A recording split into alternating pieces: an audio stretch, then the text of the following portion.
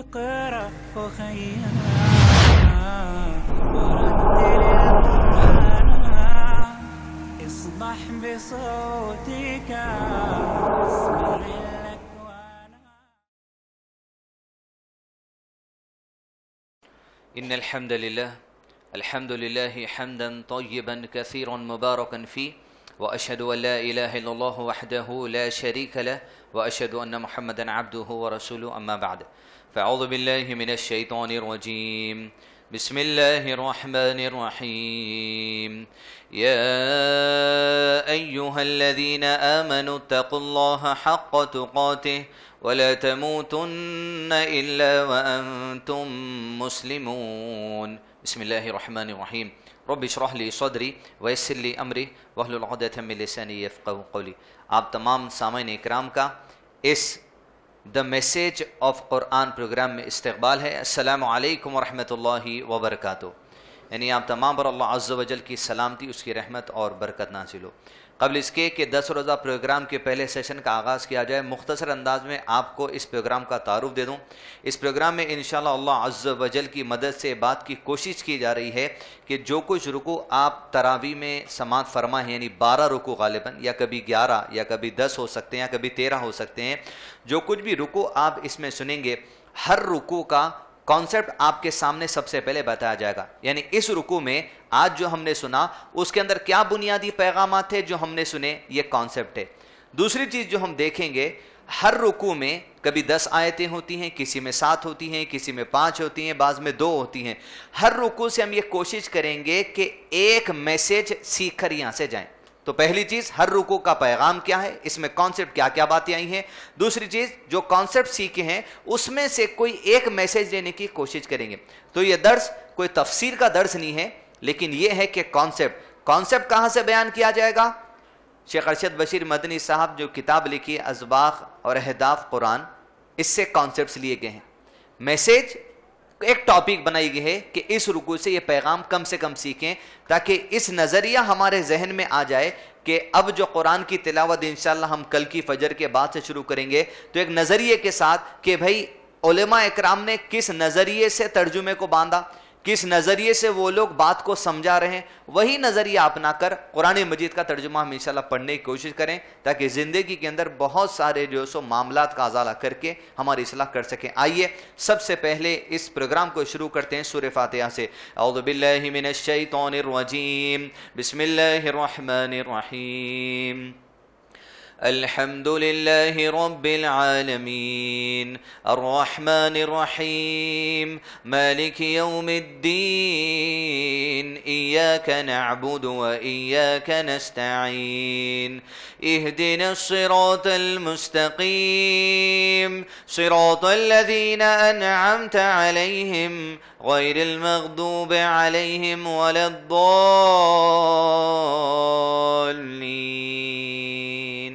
آمین. یہ سورہ فاتحہ وہ سورہ ہے جو ہم ہر رکعت میں پڑھتے ہیں. نبی صلی اللہ علیہ وسلم نے ارشاد فرمایا، جس نے اپنی صلاح میں سورہ فاتحہ نہ پڑھی اس کی صلاح مکمل نہیں. چاہے آپ نفل صلاح پڑھیں یا تراویح کی شکل میں پڑھیں یا وتر پڑھیں یا فرد پڑھیں یا جو بھی صلاح پڑھیں، اپنے گھر میں یا مسجد میں امام کے پیچھے یا تنہا، ہر رکعت میں سورہ فاتحہ پڑھنا لازم ہے، اس کے بغیر صلاح مکمل نہیں. یہ اس کی جو سو اہمیت معلوم ہوئی. دوسری چیز، سورہ فاتحہ کے اندر کیا کانسیپٹ ہے. اذباح و اہداف کتاب میں اس طرح لکھا گیا. پوائنٹ نمبر 1، علماء اکرام نے کہا اس سورے کے اندر اللہ عز و جل نے انسانوں کو عقیدے کی تعلیم دی ہے. دوسری چیز، اس سورے میں اللہ عز و جل نے انسانوں کو صرف اور صرف اللہ سبحانہ و تعالیٰ کی عبادت کی تعلیم دی ہے. تیسری بات علماء اکرام نے کہا اس سورت میں اللہ عز و جل نے انسانوں کو زندگی گزارنے کا سسٹم یا زندگی گزارنے کا طریقہ، مانگنے کا سلیقہ بھی سکھایا، پلس زندگی گزارنے کا طریقہ آخر کن لوگوں کا ہوتا ہے وہ بھی درس اللہ عز و جل نے اس سورت کے اندر دیا. تو یہ 3 باتیں ہیں جو موٹے انداز میں کانسیپٹ ہے سورہ فاتحہ کا. اس کے علاوہ دیگر ڈھیر ساری باتیں ہوں گی جو علماء کرام آپ کے سامنے رکھیں گے، لیکن وقت کی نوعیت کے حساب سے ہم آپ کے سامنے مختصر بات کرنے کی کوشش کریں گے، تاکہ کچھ کانسیپٹ ذہن میں لے کر جائیں، تاکہ قرآن مجید کی تلاوت کا جو آغاز ہم زندگی میں انشاءاللہ کل سے کرنے والے اس ماہ مبارک میں ہمارے ذہن میں کچھ باتیں بیٹھیں. یہ ہو گیا کانسیپٹ، اس میں عقیدے کی تعلیم دی گئی، عبادت کی تعلیم دی گئی اور زندگی کا طریقہ گزارنے کی تعلیم دی گئی۔ پیغام کیا لیں گے؟ سب سے پہلا پیغام سورہ فاتحہ سے ملیں گے، جہاں پر شیخ نے کہا کہ اس صورت میں عقیدے کی تعلیم دی گئی، تو سب سے پہلا پیغام میرے اور آپ کی زندگی میں، ہر مسلمان مرد اور عورت کی زندگی میں یہ ہونا چاہیے کہ وہ اپنے عقیدے کو درست کر لے۔ کس کو درست کر لیں؟ عقیدے کو۔ علماء اکرام نے کہا عقیدہ عقدتن سے بنا ہے، عقدتن یعنی گھانٹ، گھینٹی۔ کس بات کی گھینٹی؟ ہمارے ایمان کی گھانٹ، ہمارے یقین کی گھانٹ، اللہ عز و جل پر توکل کی گھانٹ، اللہ عز و جل پر امید کی گھانٹ، اللہ عز و جل سے ڈرنے کی جو گھانٹ ہے، پورے ایمان کی ہماری جو گھانٹ ہے وہ مضبوط ہونا چاہیے۔ کہا عقیدے کے 3 بنیادی قسم ہے جو اس آیت میں بیان کیے گے، اور آیت کا حوالہ جو علماء کرم دیا وہ یہ دیا، الحمدللہ رب العالمین۔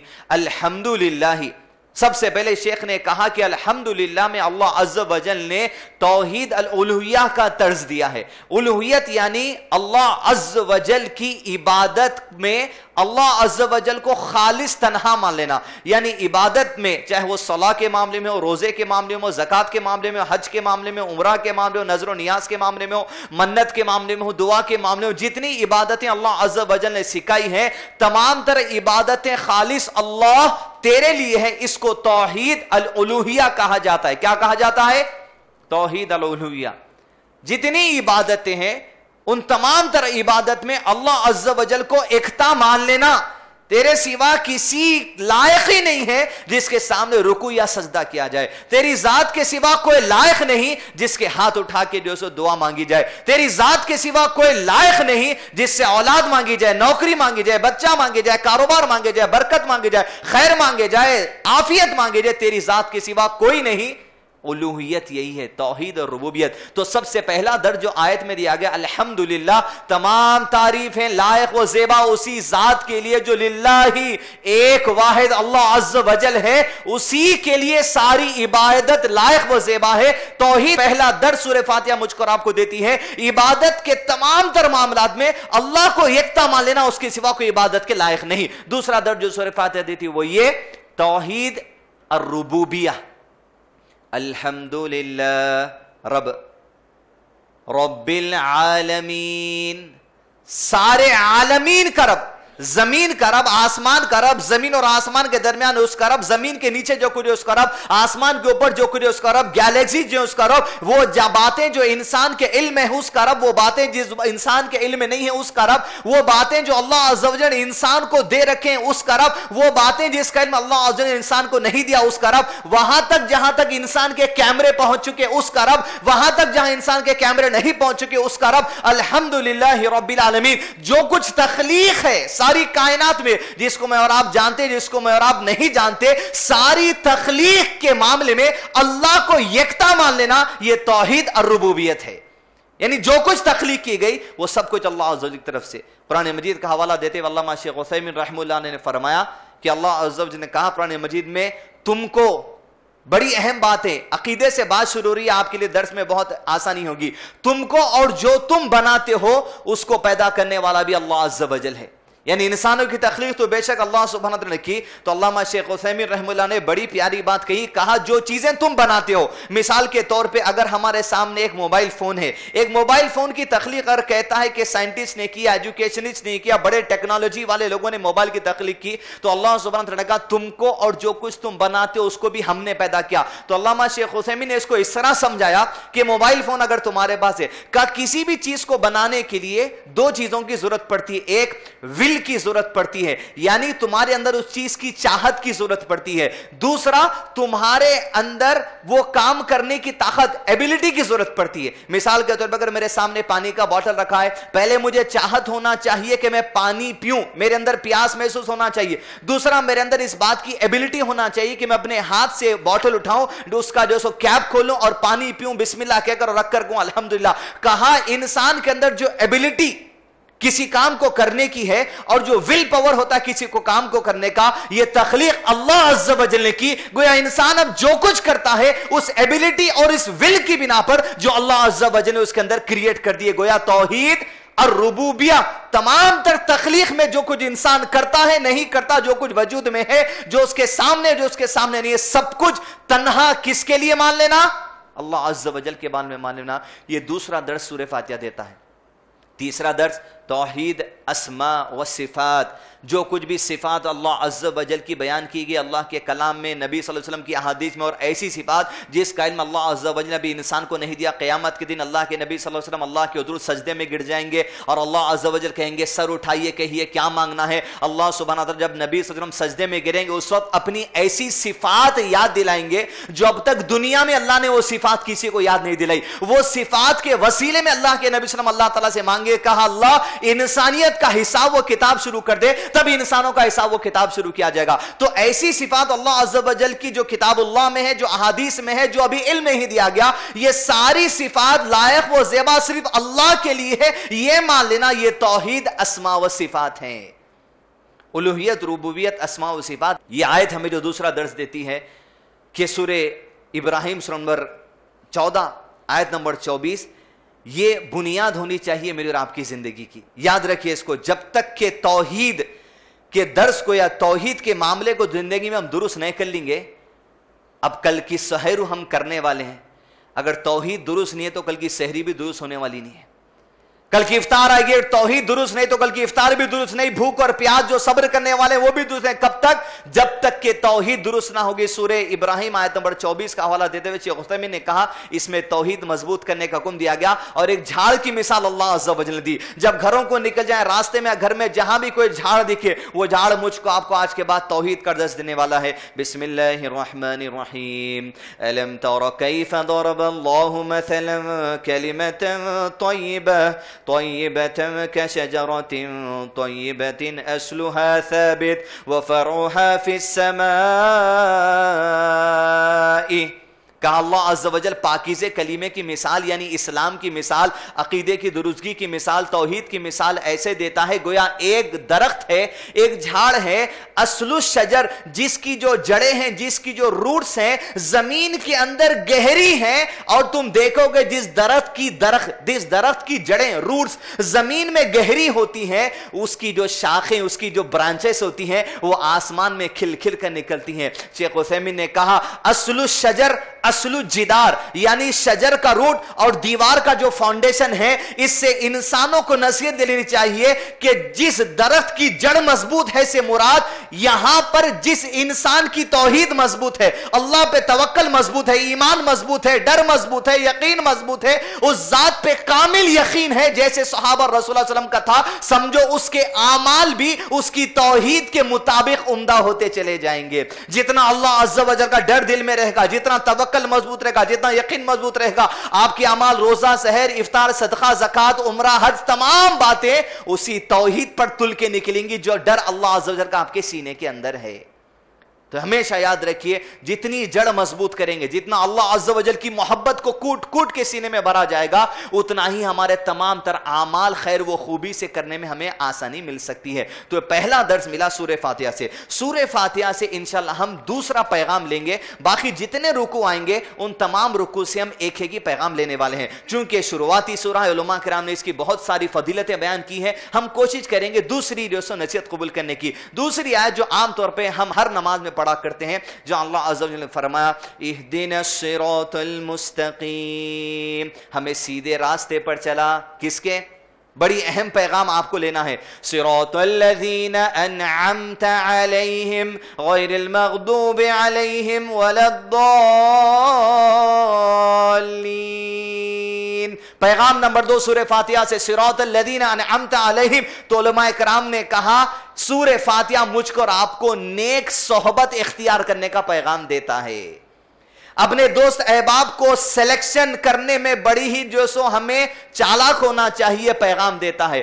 گھر کے بازو جہاں ہم کرائے کا گھر لیتے ہیں، نئی جو سو عمارت بناتے ہیں، پڑوسیوں کو صحیح مناسب طور پہ دیکھنے کا جس کے اندر دین ہو، سسرالوں میں جہاں ہماری بچیوں کو ہم دیتے ہیں یا دوسرے بچیوں کو ہمارے گھروں کے اندر لاتے ہیں، تو ہمیں یہ دیکھنا چاہیے کہ ہماری صحبت اچھی ہو، ایسی صحبت ہونا چاہیے جس صحبت کو ہم پسند کرتے ہیں جو دین کے مطابق ہو، جو اللہ کی کتاب کے مطابق چلنے والے لوگ ہیں، جو پیارے نبی صلی اللہ علیہ وسلم کی زندگی کے کہنے سننے عمل کرنے کے مطابق چلنے والے لوگ ہیں، ایسے لوگوں کی صحبت اختیار کرنے کا درس مجھ کو آپ کو سورہ فاتحہ دیتا ہے، جہاں ہر دن ہر امام یا اپنی نماز میں اپنے آپ کو درس لیتے ہیں، صراط الذین انعمت علیہم، اے اللہ عز و جل ہم کو سیدھے راستے پر چلا، لیکن ہم خود جہاں اپنے دوست کے سلیکشن میں کچھ دوست ایسے ہیں جو سگریٹ پینے والے بھی ہیں، کچھ دوست ایسے ہیں جو گالی دینے والے بھی ہیں، کچھ دوست ایسے ہیں جو زنا کے اندر ملوث ہیں، کچھ دوست ایسے ہیں جو شراب خوری میں ملوث ہیں، کچھ دوست ایسے ہیں جو جوڑے کی رقم کھانے میں ملوث ہیں، ہم اللہ عز و جل سے دعا کرتے ہیں کہ ہمیں ایسی دوستی عطا کر، ہمیں ایسا جو سو صحبت عطا کر لوگوں کی جس پر تو نے انعام کیا، لیکن سلیکشن کے معاملے میں اس بات کو انجان مار دیتے۔ اس لیے کہ اللہ کے نبی صلی اللہ علیہ وسلم نے حدیث میں ارشاد فرمایا، کیا فرمایا؟ انسان، بڑی توجہ سنی حدیث، کہا انسان اپنے جگری دوست کے دین پر ہوتا ہے، انسان اپنے جگری دوست کے دین پر ہوتا ہے، لہٰذا تم میں سے ہر شخص کو یہ سوچنا چاہیے کہ تم کسے اپنا جگری دوست بنا رہے ہو۔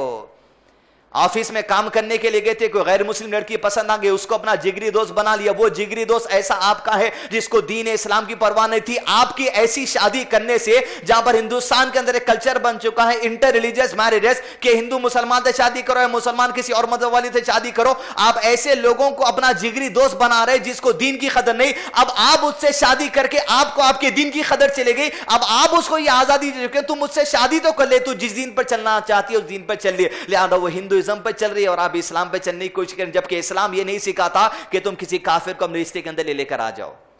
ہر انسان کو بات کا جائزہ لینا چاہیے وہ کسے اپنا دوست بنا رہا ہے۔ آج مزاج جو مسلمانوں کا بن چکا ہے یہ ہے کہ اپن صحیح، باقی جتنے ہیں سب غلط، دوسرے لوگوں کا مذاق اڑانا۔ ایک آپ کا آفس کا کلچر ہے تو آپ آفس کے کلچر میں اپنے آپ کو مست رکھیں، آپ کے خاندان کا ایک مزاج ہے تو خاندان کی ناک جھکنے نہ پائے، وہ مزاج کٹنے نہ پائے، اس مزاج کو آپ لے کر چل رہے ہیں۔ بستی کے دوستوں میں اگر آپ چلنا زیادہ آپ کا اٹھنا بیٹھنا ہے تو بستی کے دوستوں کا مزاج لے کر آپ چل رہے ہیں، لیکن دین کا جو مزاج ہے، شریعت کا جو مزاج ہے، سیرت کا جو مزاج ہے، صحابہ کا جو مزاج ہے، اس مزاج کو مکمل طور پہ نظر انداز کر کے اپنے مزاج کو اختیار کرنا، یہ بات بالکل عجیب ہے۔ اس لیے کہ اللہ کے نبی صلی اللہ علیہ وسلم ارشاد فرمایا، تم اپنے آپ کو درست سمجھو اور دوسروں کو حقیر سمجھو۔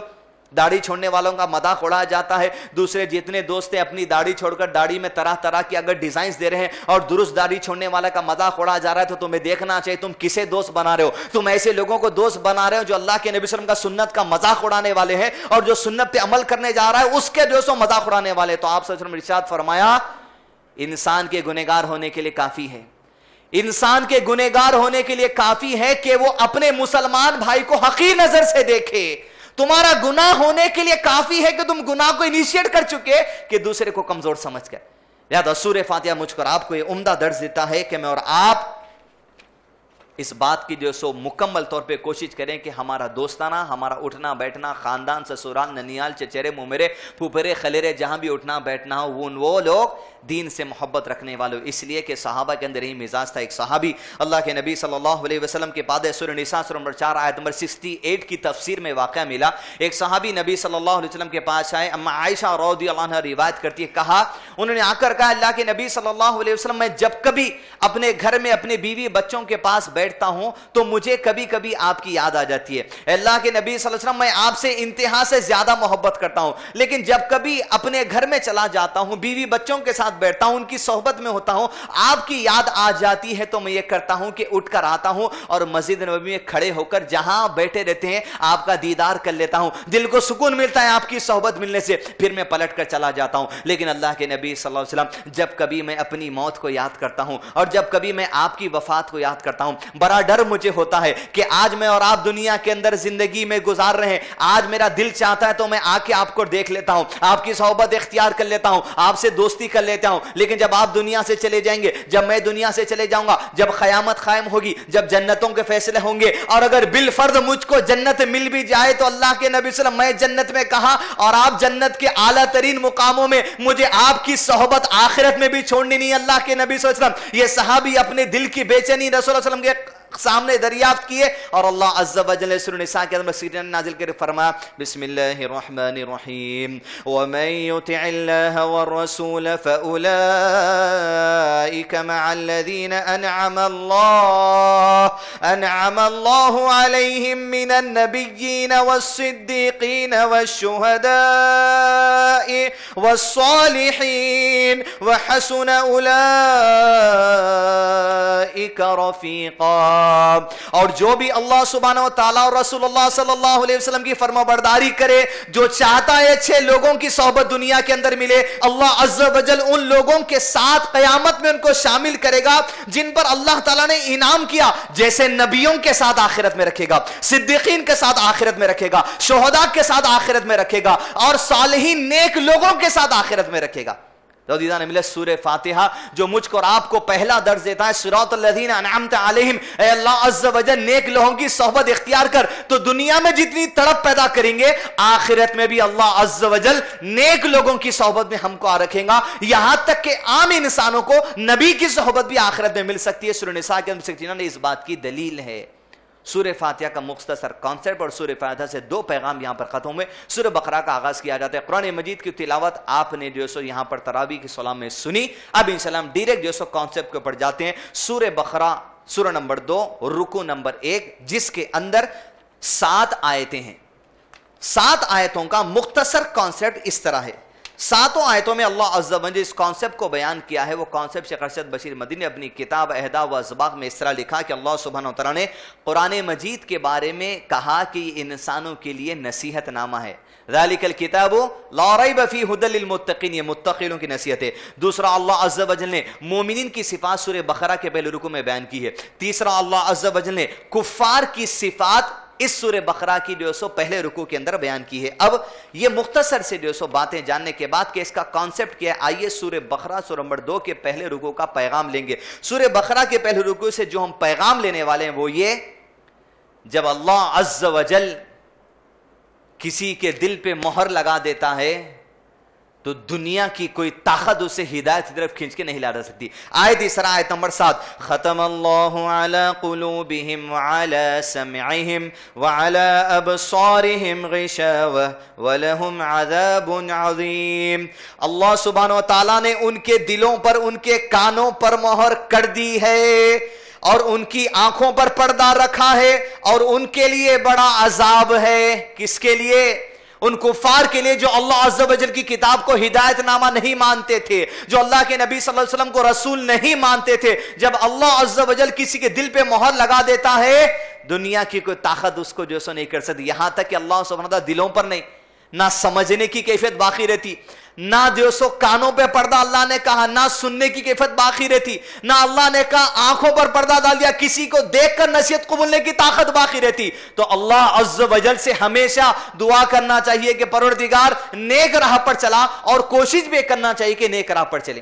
بعض لوگ اشکال کرتے کہ بھئی تقدیر میں تو تمام تر باتیں لکھی ہوئی ہے, میری تقدیر میں لکھا تھا شراب پینا, میری تقدیر میں لکھا تھا زنا کرنا, تو میں نے کر لیا, تو میں کیا کروں, میری کیا غلطی ہے.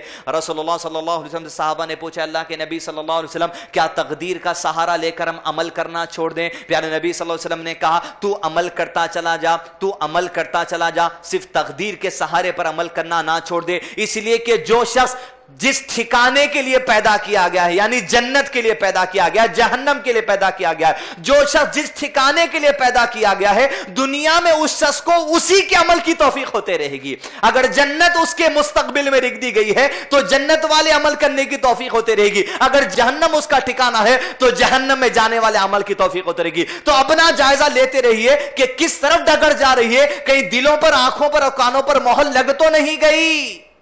اس لیے کہ اللہ عز و جل سے ہمیشہ ہدایت طلب کرتے رہنا چاہیے. جب اللہ عز و جل کسی کے دل پہ یا کان پہ مہر لگا دیتا ہے تو لوگ رسول کو آنکھوں سے دیکھ لی, ہم تو وہ لوگ ہیں سبحان اللہ جو اللہ کے نبی صلی اللہ علیہ وسلم آنکھوں نے ایسے, لیکن ایسا شخص جو نبی صلی اللہ علیہ وسلم کا رشتہ دار تھا ابو لہب, جس کے بارے میں قرآن مجید میں سورہ لہبی نازل ہو گئے, اس سے کہا گیا تبت یدا ابی لہب وتب, تو اور تیری بیوی جو لکڑیاں ڈھونے والی ہے جائیں گے جہنم میں. دل پر مہر کیسی لگتی ہے آپ تصور کر کے دیکھیے. وہ وہی کا زمانہ چل رہا ہے جہاں قرآن مجید کا نزول ہو رہا. مشرکین مکہ کہتے تم کیسے آدمی ہو, تم تو یتیم لڑکے ہو, تم پر قرآن کیسے نازل ہوتا ہے, تم تو جھوٹے ہو, تم تو جادوگر ہو, تم تو لوگوں کی جو سو کانوں پر جو سو جادو کر دیتے ہو, جو تمہاری بات سنتا ہے وہ تم پر اسلام قبول کر لیتا, تمہارا دیوانہ ہو جاتا ہے.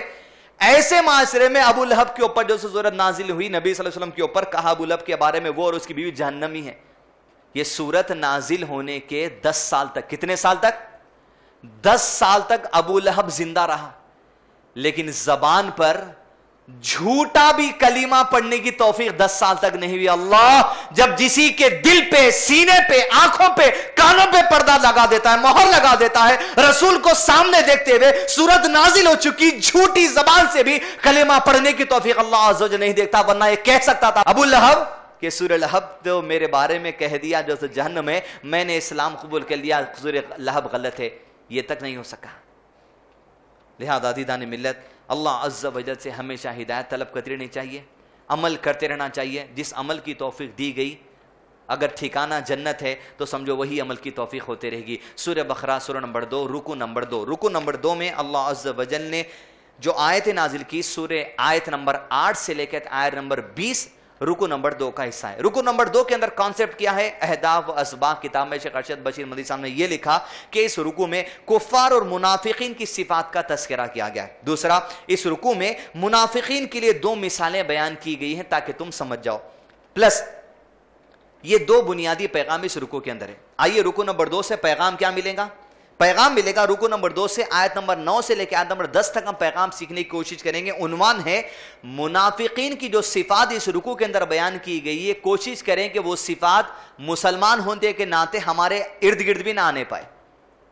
فرمایا اللہ عز و جل نے, یخادعون اللہ والذین آمنوا وما یخدعون الا انفسهم وما یشعرون فی قلوبهم مرض فزادهم اللہ مرضا ولہم عذاب علیم بما كانوا یکذبون. وہ اللہ تعالیٰ کو اور ایمان والوں کو دھوکہ دیتے ہیں. کون؟ منافقین. لیکن دراصل وہ خود اپنے آپ کو دھوکہ دے رہے ہیں مگر سمجھتے نہیں. ان کے دلوں میں بیماری تھی, اللہ تعالیٰ نے انہیں بیماری میں مزید بڑھا دیا اور ان کے جھوٹ کی وجہ سے ان کے لیے دردناک عذاب تیار ہے. منافقین کی صفات کے وہ یہ سمجھتے کہ اپنے آپ کو بہت درست ہیں, اور یہ سمجھ رہے ہیں کہ وہ اللہ کو بھی دھوکہ دے رہے ہیں, اور یہ سمجھ رہے ہیں کہ وہ رسول کو بھی دھوکہ دے رہے ہیں, یہ سمجھ رہے ہیں کہ وہ ایمان والوں کو بھی دھوکہ دے رہے ہیں. یاد رکھیے اللہ عز و جل ہر ایک کے دل میں اٹھنے والے وسوسے کو جانتا ہے. تمہارے ایمان کی کیفیت کیا ہے, تمہارے توحید کی کیفیت کیا ہے, تمہارے توکل کی کیفیت کیا ہے, تمہارے ڈر کی کیفیت کیا ہے, تمہارے یقین کی کیفیت کیا ہے. تم زبان سے اپنے آپ کو مسلمان کہہ لو, تم داڑھی چھوڑ کے اپنے آپ کو مسلمان کہہ لو, تم عید کی نماز پڑھ کے روزے رکھ کے اپنے آپ کو مسلمان کہہ لو, لیکن اللہ عز و جل اگر تمہارے دل میں نفاق ہے, چوری ہے دین کے معاملے سے, تو اللہ عز و جل بہتر جانتا. اور پول اللہ نے کھول دی ان منافقین کی جو رسول سامنے ہوتے ہوئے سمجھتے تھے کہ رسول کو تو دھوکہ دے رہے, لیکن اللہ عز و جل نے ان کی پول کھول دیا. عزیزان ملت, منافقوں کی صفات سے بچنا, یہ سورہ بقرہ کے 3 رکوع کا پیغام میرے اور آپ کے سامنے. کیا ہے منافقوں کی صفات؟ عمر بن خطاب رضی اللہ عنہ کو پتا چلا کہ اللہ کے نبی صلی اللہ علیہ وسلم نے مدینے میں جتنے منافق ہیں جو اپنے آپ کو مسلمان کہتے, مسجد نبی میں آ کے ہمارے آزو بازو کھڑے ہو کے صلاح پڑھتے, لیکن ان کے اندر نفاق ہے, جھوٹ ہے, وہ دھوکہ دینے والے. تو ان کی فہرست ایک صحابی کو بتا دی تھی کہ فلاں فلاں شخص جو سو منافق ہے مدینے کے اندر. عمر بن خطاب اور رجل کو پتا چلا کہ منافقوں کی لسٹ جو سو ریلیز ہو چکی ہے, پہنچے اس شخص کے پاس, کہا اللہ عز و جل کی قسم مجھے بتا دے جو منافقوں کی فہرست تجھ کو ملی ہے, کیا اس میں عمر بن خطاب کا بھی نام ہے؟ امام سوری رحم اللہ نے کہا غالباً کہ جو شخص ڈرتا ہے وہی مومن ہے, اور جو اطمینان پا گیا اسی کے اندر منافقت آ چکی. میں نماز پڑھ رہا ہوں, میری نماز درست, میں روزہ رکھتا ہوں, میرا ضرور درست, میں توحید پرست ہوں, میری توحید درست, میں اہل حدیث ہوں, فلاں ہوں, یہ جماعت کا ہوں, میں مکمل کامل ہو چکا. کہا جو اطمینان پا گیا یہی منافق ہے جو ڈرتا ہے, جیسے عمر بن خطاب ڈرتے تھے. یہی مومنوں کی صفات ہے جو ڈرتے رہتے ہیں کہ اللہ عز و جل کہیں ہمارے گناہوں کی وجہ سے ہمیں پکڑ تو نہ لے. لیکن اس کا مطلب یہ نہیں ہے کہ آپ ہمیشہ ڈرتے رہو. علامہ شیخ عثیمین رحمہ اللہ نے کہا انسان کو اپنی ڈر اور امید ہمیشہ برابر لے کے رہنی چاہیے. مثال کے طور پہ ڈر کہ اللہ عز و جل میرے گناہ معاف کرے گا نہیں. بھائی میں اتنا گناہوں میں بڑھ چکا ہوں, میں قتلوں میں اتنا بڑھ چکا ہوں, میں ریاکاری میں اتنا بڑھ چکا ہوں, میں خرافات میں اتنا بڑھ چکا ہوں, میں اب اللہ سے امید نہیں رکھتا. تو شیخ نے کہا ایسا وہ شخص ہے جو اللہ عز و جل سے ڈر زیادہ کر لیا کہ اس کے گناہ مغفرت نہیں کیے جائیں گے, بخشش نہیں کی جائے گی, تو ایسا شخص اللہ کی رحمت سے مایوس ہو گیا. اور اللہ عز و جل نے کہا لا تقنطوا من رحمت اللہ, وہ بھی کس کا ذکر ہے؟ قل یا عبادی الذین اسرفوا. اسراف سے اے وہ لوگوں جو گناہوں میں اسراف کرتے نکل گئے, گناہ کرتے چلے گئے. قل یا عبادی الذین اسرفوا, جو گناہوں میں آگے بڑھ گئے, لا تقنطوا من رحمت اللہ, اے گناہوں میں فضول کرنے والے اللہ کی رحمت سے مایوس مت ہو جانا. کا ڈر بھی بڑھ جانا نہیں امید سے, اور امید بھی تھی نہیں بڑھ جانا کہ بھئی ہم تو جو سو بس سب اس مسجد میں نماز پڑھ رہے ہیں, ہمارے کون سے گناہ ہیں بھائی, ہماری نماز کا طریقہ سینے پہ باندھ کر کرنا ہے, ہمارے کون سے گناہ ہیں بھائی, ہمارا سجدہ صحیح ہوگا, ہماری تراویح 8 رکعت ہو گئی, ہم نماز کے بعد دعا نہیں کرتے, ہم تمام تک ہو گئے. کا اطمینان میں بھی تم زیادہ مت بڑھ جاؤ, ڈر اور امید تمہاری برابر رہتے رہنا چاہیے. اگر ڈر بڑھ جائے تو امید وہاں پر غالب کر لو, اگر امید بڑھ جائے تو ڈر کو امید سے جو سو چھپا دیا کرو. تو علامہ عثیمین نے بڑی پیاری نصیحت ہم کو کہی, ڈر اور امید کو برابر لے کے چلنا. سورہ بقرہ کا دوسرا رکوع میرے اور آپ کے سامنے یہ درس دیتا ہے کہ اللہ عز و جل کے ساتھ میں اور آپ ویسا معاملہ کرے جیسے نبی صلی اللہ علیہ وسلم اور صحابہ کا معاملہ تھا. منافقت نکال دے. منافقت کیا ہے؟ شیخ رجب بشیر مدنی نے کہا منافق نفق سے ہے. عرب کے زمانے میں جو گھوڑ پھوڑ ہوتا تھا, جیسا آج بھی ہم سنتے, گھوڑ پھوڑ جہاں اپنا گھر بناتا مٹی کا, اس کے 2 ہولس رہتے نکلنے کے.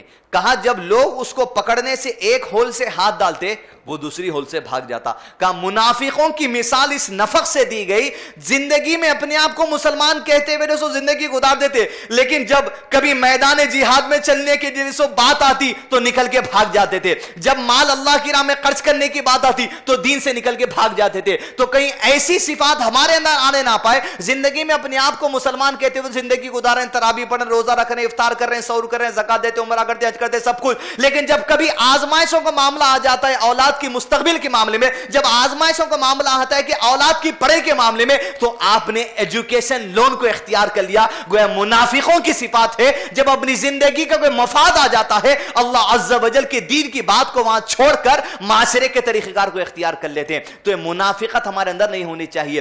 دین کے اوپر ہمیشہ گامزن رہنا, ثابت قدم رہنا, صبر کے ساتھ رہنا, چاہے مال ہے یا مال نہیں ہے, جس بھی حالت میں ہو اللہ عز و جل پر توکل رکھتے ہوئے صبر کرنا. صبر کے معنی یہی کہے جائیں گے چاہے جیسے تیسے حالات اللہ عز و جل تم کو آزمانے کے لیے بھیجے, اللہ کے دین کو جکڑ کے رہو. لہذا منافقت کی صفات سے اپنے آپ کو دور رکھیں. سورہ بقرہ سورہ نمبر 2 رکوع نمبر 3 جس کے اندر آیتیں 21 سے لے کے 29 تک بیان کی گئی ہیں, جس کے اندر شیخ نے اپنی کتاب آداب و اسباق میں لکھا کہ جو کانسیپٹ ہے اس سورہ رکوع کا وہ یہ ہے, اللہ کی عبادت کا حکم اس میں دیا گیا ہے. کافروں سے قرآن کا چیلنج کیا گیا ہے کہ اگر تم سچے ہو تو اس جیسی قرآن تم بھی بنا کر لے جاؤ. کافروں کو جہنم کی دھمکی دی گئی ہے, مومنوں کو جنت کی خوشخبری دی گئی ہے. قرآن میں مثالیں بیان کرنے کی حکمت اس رکوع میں بیان کی گئی ہے, پلس آخری مخلوقات میں توحید الوہیت کا تذکرہ اس رکوع کے اندر کیا گیا. یہ رکوع نمبر 3 کا کانسیپٹ ہے. رکوع نمبر 3 سے کیا پیغام لیں گے؟ رکوع نمبر 3 سے پیغام لیں گے دین کی کوئی بھی بات پر شک نہیں کرنا چاہیے. آیت کا حوالہ ہے آیت نمبر 26. ان اللہ لا يستحي ان يضرب مثلا ما بعوضة فما فوقها فاما الذين آمنوا فيعلمون انه الحق من ربهم واما الذين كفروا فيقولون ماذا اراد الله بهذا مثلا يضل به كثيرا ويهدي به كثيرا وما يضل به الا الفاسقین. پیغام ہے دین کی کوئی بات پہ کیا ہے؟ شک نہیں کرنا, عقل نہیں لڑانا. ترجمہ یقینا اللہ سبحانہ و تعالیٰ کسی مثال کے بیان کرنے سے نہیں شرماتا. انسانوں کو سمجھانے کے لیے اللہ کچھ بھی مثال دے سکتا ہے, اس کی ذات ہے, وہ کہہ دے کن فیکون وہ ہو جاتی ہے. اور انسانوں کی عقل کتنی ہے, انسان کی دوڑ کتنی ہے, اللہ سے بہتر کون جاتا. اس کی سمجھ میں کیا بات سے سمجھ آتی ہے وہ اللہ سے بہتر کون جانے. وہ کچھ بھی مثال دے کے سمجھا سکتا ہے. تو اللہ نے کہا خواہ مچھر کی مثال دینا کیوں نہ ہو انسان کی کھوپڑی میں بات بٹھانے کے لیے، اللہ دینے سے نہیں شرماتا. یا اس سے بھی ہلکی چیز کی مثال اللہ دے سکتا ہے، کھجور کے چھلکے کی پرت کی مثال اللہ تعالیٰ نے دے دی. ایمان والے تو اسے اپنے رب کی طرف سے صحیح سمجھتے ہیں، چاہے جو بھی بات کلام اللہ میں آ چکی، جو بھی بات اللہ کے نبی صلی اللہ علیہ وسلم کی زبان سے نکل چکی، ایمان والوں کا مزاج یہ ہے. تو اللہ کی طرف سے شک و شبے میں کیوں پڑے، عقل کے دھوڑے کیوں دوڑائے، بس اللہ تو نے کہہ دیا، بس ہم ایمان لے کر آ گئے. اور کفار کہتے ہیں اس مثال سے اللہ کیا مراد دینا چاہتے ہیں بھائی، یہ مثال کیا انسانوں کو سمجھانے کی ہے، یہ مثال ہماری کھوپڑی میں نہیں بیٹھتی، ہم نہیں تسلیم کرتے. کفار کا مزاج یہ ہے کہ وہ اللہ کی کتاب کو اور اللہ کے نبی صلی اللہ علیہ وسلم کی بات کو اپنی عقل سے تولتے. اور ایمان والے کا مزاج یہ اللہ جو کچھ تیرے کلام میں آ چکا وہ تیرا کلام ہے، تو ہمیں سمجھانے کے لیے جو کچھ کرائے ہم ایمان لائے، ہم تسلیم کر چکے، چاہے ہم مچھر کی مثال کیوں نہ ہو. آج مسلمانوں کی صفوں میں پتہ ہے آپ کو کیسے لوگ اٹھے، یہی لوگ جن کا ذکر اس آیت کے اندر کیا گیا. ایسی قوم مسلمانوں کی صفوں میں اپنے آپ کو مسلمان کہتی بیٹھی جو کہتی ہے بھائی قبر کا عذاب کیسے ہو سکتا صاحب، وہ بھی آج کے ٹیکنالوجی کے زمانے میں قبر کا عذاب کیسے تصور کر سکتے. ذرا سوچ کر دیکھو یہ کیسی احادیث بخاری شریف کی آ گئی. تم کو بخاری کا بخار چڑھ چکا ہے کیا؟ سوچو تو جب ایک آدمی کو آپریشن کیا جاتا ہے، اسے اینستھیسیا دے کے بے ہوش کیا جاتا ہے، اور بے ہوش آدمی کو جب سیزرنگ کی جاتی ہے تو کیا بے ہوش آدمی کو کاٹنے سے درد ہوتا؟ آپ بولیں گے نہیں ہوتا. پھر جب بے ہوش آدمی کو کاٹنے سے درد نہیں ہوتا تو جو مرے ہوئے آدمی کو قبر میں کیسے تکلیف ہو سکتی ہے؟ ارے آپ نے بالکل صحیح بات کہی، آپ نے تو رسول اللہ صلی اللہ علیہ وسلم کی حدیث پہ انگلی اٹھا دی کر دی. تو ایسے وہ لوگ ہیں جن کا تذکرہ اس آیت میں کیا، ارے کیسی باتیں قرآن میں آ گئی بھائی. نبی صلی اللہ علیہ وسلم نے کہا مجھے اللہ عز و جل لیلم رات کے ایک لمحے میں مسجد حرام سے مسجد اقصی لے گئے، مسجد اقصی سے ساتوں آسمان کا سفر، وہاں سے مسجد اقصی، پھر وہاں سے حرم، میں آ گیا لیلم ایک لمحے میں. مشرکین مکہ نے کہا ہمیں پتا ہے مسجد حرام سے مسجد اقصی کا سفر کتنے دن کا ہے، کتنے کلومیٹر ہے، آپ ایسی باتیں کیوں کرتے ہیں؟ دیکھیں رسول اللہ علیہ وسلم کی بات آئی یقین نہیں کیے، عقل لڑائے. قرآن کی بات آئی عقل لڑائے. منافقین کفار کی صفات یہی ہے، وہ سوالات کرتے اپنی عقل لڑاتے دین پر. لیکن مومنوں کی صفات کیا ہے؟ ابو بکر صدیق رضی اللہ عنہ نے کہا اللہ کے نبی صلی اللہ علیہ وسلم میں نے سنا کہ آپ نے کہا کل رات میں لیلم رات کے ایک لمحے میں آپ کے معراج کا سفر ہوا، اسراء کا سفر ہوا. اللہ کے نبی صلی اللہ علیہ وسلم کیا میں نے صحیح سنا کہ آپ ہی نے کہا تھا؟ رسول اللہ صلی اللہ علیہ وسلم نے کہا ابو بکر میں نے ہی کہا. ایمان والوں کی صفات اللہ نے کی، وہ صرف ایمان لاتے. ابو بکر صدیق نے کہا اے اللہ کے نبی صلی اللہ علیہ وسلم اگر آپ کہتے ہیں کہ آپ نے ہی کہا کل کے وہ رات کے معراج اور اسراء کا واقعہ، ابو بکر ایمان لایا، بے شک آپ کی معراج کا سفر ہوا، اب کوئی شک و شبہ کی بات باقی نہیں رہی. دین کی بات میں عقل نے لڑانا، خاص طور پہ غیب کی باتوں کے تذکرے میں. غیب کی باتوں پہ عقل لڑائے سمجھو دین سے غیب ہو جاتے. پھر جیسا مرزا غلام محمد قادیانی غیب ہو گیا. اللہ عز و جل نے کہا سورہ اقرا سورہ عمران میں ورافیو کا ہم نے عیسیٰ علیہ السلام کو اپنی طرف زندہ اٹھا لیا، روح اور جسم سمیت اٹھا لیا. تو عیسیٰ علیہ السلام کے اس آیت کا حوالہ دیتے ہوئے مرزا غلام محمد نے کہا اٹھا لیا سے مراد موت ہو گئی، لہذا وہ مر چکے. قیامت سے پہلے آنے والے عیسیٰ کا جو تذکرہ احادیث میں ہے وہ عیسیٰ انہیں ہے بول کے دعویٰ کر دیا. ادھر دعویٰ کرا اللہ عز و جل پوری ہندوستان یا پوری دنیا کے علماء سے فتویٰ دلا دے کے تو کافر ہے. عقل لڑائے غیب کی باتوں پہ تو دین سے غیب ہو جاتا آدمی. لہذا کوئی بھی بات پہ شک و شبہ نہیں ہونا چاہیے. سورہ بقرہ کا تیسرا رکوع میرے اور آپ کے سامنے اس اہم پیغام کو رکھتا ہے. سورہ بقرہ سورہ نمبر 2 رکوع نمبر 4. کانسیپٹ اس طرح ہے، اس میں زمین پر آدم علیہ السلام کو بھیجے جانے کا تذکرہ ہے، فرشتوں کا تعجب کا تذکرہ ہے، آدم علیہ السلام کو تمام اسماء سکھانے کا تذکرہ ہے، اللہ کا علم ہر چیز کو گھیرے ہوئے اس کا تذکرہ ہے، فرشتوں کو سجدے کے ذریعے آدم علیہ السلام کی تکریم کا تذکرہ ہے، آدم علیہ السلام اور حوا علیہ السلام کو جنت میں رکھنے کا تذکرہ ہے، شیطان کی دشمنی سے جو شیطان نے آدم حوا علیہ السلام کو بہکا دیا تھا اس کا تذکرہ ہے، جنت سے دونوں کو نکالے جانے کا تذکرہ ہے، آدم علیہ السلام کی توبہ قبولیت کا تذکرہ ہے، جنت سے نکالے جانے کا پھر دنیا میں بھیجے جانے کے اعلان کا تذکرہ ہے، ہدایت کی پیروی کے حکم کا تذکرہ ہے، اللہ عز و جل کا انکار کرنے والوں کے سزا کا تذکرہ اس سورہ بقرہ سورہ نمبر 2 کی رکوع نمبر 4 کے اندر کیا گیا، جو آیت نمبر 30 سے لے کے آیت نمبر 39 تک شامل ہے۔ اب پیغام اس چوتھے رکوع سے کیا لیں گے؟ پیغام یہ ہے اللہ عز و جل کی مشیت پہ سوال کوشچن مارک نہیں اٹھانا، جی رہے ہیں جس حال میں بھی جی رہے ہیں اللہ عز و جل کے حکم سے جی رہے ہیں، سوال نہیں اٹھانا. سوال کرنے والے اگر یہ سوال کر رہے ہیں اللہ عز و جل مجھ کو دنیا میں سب باتوں سے آزماتا تو چل جاتا تھا, لیکن اللہ عز و جل مجھ کو زندگی میں یہ بات سے نہیں آزمانا تھا. اب آپ اللہ تعالیٰ کو مشورہ دے رہے ہیں کہ کس بات سے آپ کو آزمانا تھا, کس بات سے آپ کو نہیں آزمانا تھا. جو مشیت ہے اس کی پہ شک نہیں کرنا. پیغام آیت نمبر 30, 31, 32. فرشتوں سے جب کہا گیا میں آدم علیہ السلام کو دنیا میں بھیجنے والا ہوں, تو فرشتوں نے کہا اے اللہ عز و جل تو زمین پر کیوں بھیجنا چاہتا ہے ایسی قوم کو جو خون خرابی کرے؟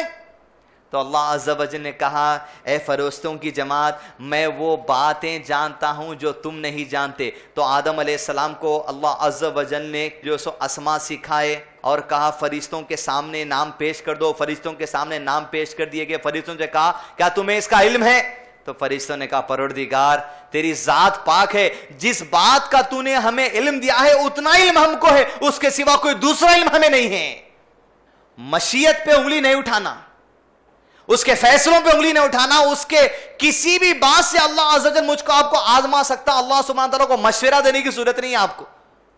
اگر علم رکھتے ہوئے, شریعت کا علم رکھتے ہوئے, اللہ سبحانہ تعالیٰ کی توحید کا علم رکھتے ہوئے اگر آپ اللہ عز و جل کی شریعت مشیت پہ اگر کوشچن کر رہے ہیں, سوال کر رہے ہیں, اسے مشورہ دے رہے ہیں, تو قرآن نے ایسے لوگوں کو جاہل کہا.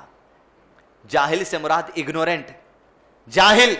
سب کچھ شریعت سامنے, رسول نے طریقہ سکھا دیا, رسول کے طریقے کو صحابہ نے آپٹ کر لیا, اس کے باوجود تم اللہ عز و جل کی شریعت پہ سوال اٹھاتے ہو, مشیت پہ سوال اٹھاتے ہو. ایسا نہیں آزمانا تھا, ویسا آزمانا تھا, ہم پہ حالات نہیں آنا تھا, ہم پہ حالات کیوں آ گئے؟ کیا ہم ہی اللہ تعالیٰ کو ایسا آزمانے کے لیے ملے؟ مشیت پہ سوال نہیں. سورہ بقرہ سورہ ہود سورہ نمبر 11 آیت نمبر 67. نوح علیہ السلام سے کہا گیا کشتی لو, کشتی میں ایمان والوں کو سوار کر لو, ایک ایک چیز کا جوڑا رکھ لو. نوح علیہ السلام رکھ چکے, پہاڑ کے اس پار بیٹا چڑھ گیا. اللہ عز و جل نوح علیہ السلام سے کہا نوح علیہ السلام سنو, ہم تم کو تمہارے گھر والوں کو بچا لیں گے. نوح علیہ السلام کا بیٹا پہاڑ پر, نوح علیہ السلام نے پکار کر کہا بیٹے کشتی کے اندر آ جائے, ایمان والے آج کسی کو پناہ نہیں ہے سوائے اس کے جو کشتی میں اللہ کی مدد سے سوار ہو جائے. بیٹے نے کہا ابا حضور اس پہاڑ پر چڑھ جاؤں گا, کوئی لہر میرا کچھ بگاڑ نہیں سکتی. باپ اور بیٹے کی گفتگو چل رہی تھی, اللہ عز و جل حکم سے لہر آئی اور بیٹے کو پہاڑ سے لے کے پانی میں بہ نکلی. جب بیٹا بہتا ہوا جا رہا تھا, نوح علیہ السلام کو اللہ سبحانہ تعالیٰ کا وعدہ یاد آ کہ اللہ تو نے کہا تھا میرے اہل و عیال کو بچائے گا. پروردگار وَنَادَى نُوحٌ رَبَّهُ فَقَالَ رَبِّ إِنَّ ابْنِي مِنْ أَهْلِي وَإِنَّ وَعْدَكَ الْحَقُّ وَأَنْتَ أَحْكَمُ الْحَاكِمِينَ. پروردگار تیرا وعدہ تھا تو میرے گھر والوں کو بچائے گا, تو تیرے وعدے کے خلاف کام نہیں کرتا. وَأَنْتَ أَحْكَمُ الْحَاكِمِينَ. میری اولاد کو بچا لے پروردگار, تیرا وعدہ. میری اولاد طوفان میں بہ کے جا رہی ہے پروردگار. اللہ عز و جل نے کہا مشیت پہ انگلی مت اٹھاؤ. نوح علیہ السلام سنو, قال یا نوح انه ليس من اہلک. اے نوح علیہ السلام اللہ کے قریب تمہاری اولاد ہو ہی نہیں سکتی, تم نبی ہے اور ایک کافر ہے, کافر اور نبی کا کوئی رشتہ نہیں ہو سکتا. خبردار مشیت پہ انگلی نہیں اٹھانا. اب کیا ہوگا سنو, انه عمل غیر صالح فلا تسأل لما ليس لك به علم انی اعیذک ان تکون من الجاہلین. اے نوح علیہ السلام تجھے ہرگز وہ چیز نہیں مانگنی چاہیے جس کا تجھے علم نہیں, اور ایسا کر کے نوح علیہ السلام اپنے آپ کو جاہلوں میں شمار مت کر لو. مشیت پہ انگلی اٹھانا کس کا کام ہے؟ اللہ نے کہا آدمی کو. اللہ عز و جل نے کہا ایسا کرو گے تو جاہل ہو جاؤ گے, اگنورنٹ ہو جاؤ گے. علم رکھتے ہوئے, کتاب رکھتے ہوئے, شریعت رکھتے ہوئے, سیرت رکھتے ہوئے, صحابہ کو اسوہ رکھتے ہوئے مشیت پہ کیوں نہیں اٹھاتے؟ اللہ عز و جل نے تم کو دنیا میں بھیجا, جو کچھ بھی زندگی دے کر بھیج دیا اسی کے مطابق اس کی مشیت سے خوش ہوتے ہوئے زندگی گزارو. اللہ عز و جل نے کہا اللہ تمہاری جان پر تمہاری طاقت سے زیادہ ہرگز بوجھ ڈالنے والا نہیں ہے. تو اللہ اپنے کلام میں قائم ہے, وہ کبھی کسی بندے یا بندی پر اس کی طاقت زیادہ بوجھ ہرگز ڈالنے والا نہیں. رکو نمبر 5 سورہ بقرہ آیت ہے, آیت نمبر 40 سے آیت نمبر 46, 40 سے 46 آیتیں اس رکو نمبر 5 کے اندر درج کی گئی ہے. پیغام کیا ہے اس کے اندر؟ پیغام اس رکو میں دے دیا گیا بنی اسرائیل پر اللہ عز و جل کے انعامات کا تذکرہ اس میں کیا گیا. بنی اسرائیل وہ جس کی طرف موسیٰ علیہ السلام بھیجے گئے تھے, وہ جس کی طرف عیسیٰ علیہ السلام بھیجے گئے تھے, وہ قوم جس کو اللہ عز و جل نے اس وقت کا خیر امت بنایا. آج جو مرتبہ امت محمدیہ صلی اللہ علیہ وسلم کو حاصل ہے, اس دور کی قیامت تک آنے والی خیری امت ہے. کنتم خیر امت اخرجت للناس, ساری انسانوں میں تم خیر امت بنا کر اٹھائے گئے ہو. تو بنی اسرائیل کو اللہ نے کہا وَأَنِّي فَضَّلْتُ لَكُمْ عَلَى الْعَالَمِينَ, سارے عالمین میں بنی اسرائیل تم کو فضیلت دیے تھے ہم. فضیلتوں میں کیا فضیلت؟ آسمان سے کھانا اتر رہا, من و سلوہ. فضیلتوں میں ایسی فضیلت بنی اسرائیل کو سارے عالمین پر فضیلت دی گئی, خیر امت بنائی. آسمان سے جس قوم کے لیے کھانا اترتا تھا, تصور کر کے دیکھیے آپ کیا انعامات اللہ عز و جل عطا کرے. لیکن قوم کیا کری؟ رسولوں کو قتل کر دی. قوم کیا بولی؟ ہم اللہ کی اولاد میں سے. قوم کیا بولی؟ یہود بولے عزیر علیہ السلام اللہ کا بیٹا ہے, نصارہ بولے عیسیٰ علیہ السلام اللہ کا بیٹا ہے. وہ بنی اسرائیل جس کی طرف موسیٰ علیہ السلام اور عیسیٰ علیہ السلام دونوں بھیجے گئے تھے, چن کر کہنے لگے اللہ تیرے بیٹے اور ہم تیری اولاد میں سے, اور کہنے لگے جنت تو صرف ہماری ہے جی, ہمارے علاوہ کون جانے والا ہے. یہ تذکرے کیے تو عزیزان ملت, اس رکوع سے پیغام ہم ملیں گے. آج ہم خیر امت پوزیشن پر ہیں, خیر امت کا مرتبہ جانتے ہوئے آج ہم جس پوزیشن پہ ہیں, کیا شکر گزاری کے سٹیٹس پر ہیں یا وہی بنی اسرائیل کے طرز آج امت کے اندر آ گیا, جس کو تورات جو عطا کیا گیا, علماء کرام نے کہا اللہ کے ہاتھ کا لکھا ہوا تھا, سبحان اللہ, وہ دیا گیا. اور جب موسیٰ علیہ السلام گئے تورات لانے کے لیے 40 راتوں کے لیے طور پر, تو قوم گائے کے بچڑے کی پوجا سامری کرنا شروع کر دیا. موسیٰ علیہ السلام ہارون کیا کر رہے قوم کے ساتھ؟ کہا میری بات تو قوم نے مانی, گائے کے بچے کی پوجا کرنا شروع کر دیے. کب؟ وہ بھی یہ گائے کی پوجا اس وقت شروع کی گئی جب فرعون سے نجات دی گئی. وہ فرعون جو ان کے بچوں کو کاٹ دیتا تھا, جن کی بچیوں کو زندہ چھوڑ دیتا تھا, وہ فرعون جس کے ظلم و ستم سے پریشان ہو چکے تھے, موسیٰ سے کہتے کہ دعا کرو. سمندر میں نکلے لشکر لے کر موسیٰ علیہ السلام, سمندر پہ آسا مارا, بنی اسرائیل کے سامنے سمندر کے 2 پارٹیشنز ہو گئے. موسیٰ علیہ السلام اور ان کے ماننے والے بنی اسرائیل نکلے. جب فرعون اور اس کا لشکر سمندر کے راستے سے آئے تو اللہ نے غرق کر دیا. اتنی بڑی نعمت آنکھوں کے سامنے معجزہ دکھا رہے موسیٰ علیہ السلام, اس کے باوجود قوم شرک کرنے لگی. عزیزان ملت, آیت نمبر 40 ہے جو پیغام ہمارے لیے ہے. یا بنی اسرائیل اذکروا نعمتی التی انعمت علیکم واوفوا بعہدی اوف بعہدکم وایای فارہبون. اے بنی اسرائیل میری اس نعمت کو یاد کرو جو میں نے تم پر انعام کیا ہے. اے خیر امت, اللہ کے نبی صلی اللہ علیہ وسلم کی امت, ان نعمتوں کو یاد کرو جو اللہ عز و جل نے مجھ کو آپ کو بھی عطا کیا. اور سب سے بڑی نعمت ہمارے لیے کیا ہے؟ کتاب اللہ. فإن خیر الحدیث کتاب اللہ. زمین اور آسمان کے درمیان سب سے بہتر بات اگر اس قوم کے لیے کوئی ہے تو اللہ کی کتاب ہے. وہ خیر الحدی حدی محمد صلی اللہ علیہ وسلم. اور اللہ کی کتاب کے بعد اس کتاب کو سمجھنے کے لیے جو سب سے بہتر گائیڈنس تمہارے سامنے نعمت کی شکل میں آیا, تو پیارے نبی صلی اللہ علیہ وسلم کے عمل کی شکل میں تمہارے سامنے آ چکا. یہ سب کچھ ہے, اسٹیٹس ہے, مرتبہ ہے. اس کے باوجود آج کچھ لوگوں میں بنی اسرائیل کے جیسا ظلم کرنا بھی آ گیا. آج مسلمانوں میں ایسے لوگ بھی ہیں جو اللہ عز و جل مجھ کو اور آپ کو ویسی آزمائش میں تو نہیں ڈالا جیسا فرعون کو ان پر غالب کر دیا تھا. ویسی مشکلات, ویسی آفتیں میرے پاس نہیں. قرآن دین پہ عمل کرنے کے لیے آسانی ہے, جبکہ بنی اسرائیل کے پاس ان کی کتابوں میں تعریف ہو چکی تھی. کیا عمل کرنا, کیا عمل نہیں کرنا, سب مس کر دیا گیا تھا. آج قرآن محفوظ ہے, حدیث محفوظ ہے, اس کے باوجود امت کا مزاج یہ ہے کہ آج کچھ نماز کا انکار کرنے والے نماز کا انکار کر چکے ہیں. 3 ٹائم کی نماز ہے, 2 ٹائم کی نماز ہے, 1 ٹائم کی نماز ہے. بعض بولے صلاح کے معنی دعا ہے, نماز کا تذکرہ قرآن میں نہیں ہے, لہذا دعا کر لو بس. ایسی قوم جو صلاح کا انکار کر دے کافر ہے. خیر امت اللہ عز و جل بنا, تم عقل سے قرآن کو سمجھ رہے ہو اپنی, تم عقل سے حدیث کو سمجھتے ہو اپنی.